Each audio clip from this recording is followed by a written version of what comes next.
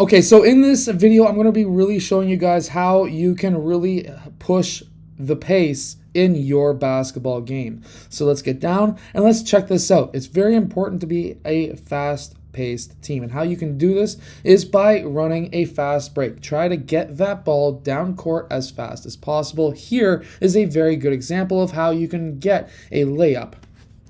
What we can see Connor do right here is he gets his shoulder in front of the defender who is trailing him. That way he can lock that player behind him so that that player is unable to block his shot. So that was a fantastic example by Connor. Next, we have Keneal pushing the ball down court, getting that ball to Connor, who's able to finish with the layup. This is very important because we are running the floor wide, and Keneal is taking that ball up the middle of the court, which is the most deadly position because then he's able to then pass to the right or left side. See, if he was to only dribble up the right side, he could only pass left. If he was to dribble up the left side, he could only pass right. So by going up the middle, it gives him more passing options. Next, we have Desiree. Desiree here gets that ball on the perimeter, and he drives to the rim with only using 2 dribbles, and he gets that and 1.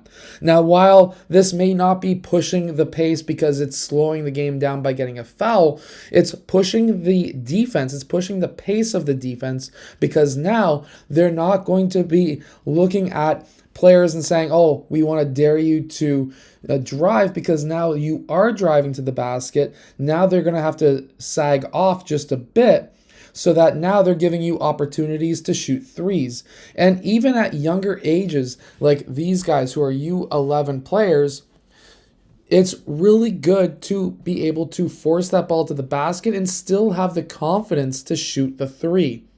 I really want my players to feel confident and comfortable taking threes in game, even though it may be a low percentage shot at this age.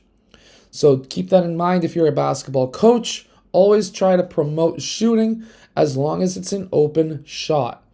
Next is defense. You can push the pace by really trying to pressure players and trying to trap them along the sideline or baseline, as we see Ethan and Desiree do in that last clip. And then when you're driving to the basket here, for example, with Alex, he's driving on his man. Yes, you're pushing the pace because now you're really putting pressure on that defense. He collapses that defense on him and passes over to Connor for that layup. Now, I really want you to see this transition. Ethan gets that rebound. He passes to a Desiree, who then right away passes up to Connor, who takes 1 dribble, then passes to Alex, who then passes to Jacob for the layup. We're pushing the pace by passing. Passing the ball is much faster than trying to dribble. And if we can get literally every player on the court to touch the ball all the way down the court, as we see here, that's a fantastic possession. And if we can run more possessions like that, we're going to be winning a ton of games. So fantastic, boys, with the passing that we see right there. And we can see really well that the players are looking to spread themselves out on the court as well. We have somebody who's outlet in the middle, who is then outlet to the sideline.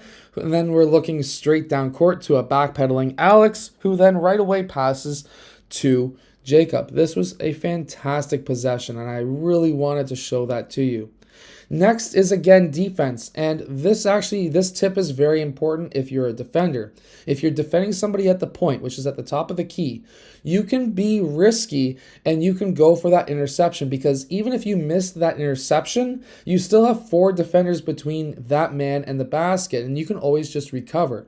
So you can be a little bit more riskier, which is why that wing to point pass is so dangerous in basketball.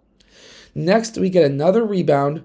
Right away, we take a couple of dribbles. There wasn't anybody open, but Jacob was able to literally go coast to coast off of that defensive rebound and get that layup. This was, even though there wasn't any passing involved here, the defense was trying to pressure him, and there wasn't anybody open. So he's a good enough ball handler to be able to take it on multiple defenders at the same time at this age, and he was then able to finish on the other end of the court. So this was a fantastic job by Jacob as well. And then obviously trapping along the sidelines like I just mentioned, and then pushing the pace on the other end, again, is very important. I hope that this video has helped you as a basketball player or as a basketball coach. If it has, hit that like button, subscribe, comment down below, because these boys work really hard to, of course, try and win games. I'll see you guys again next time. Hit that like button and subscribe.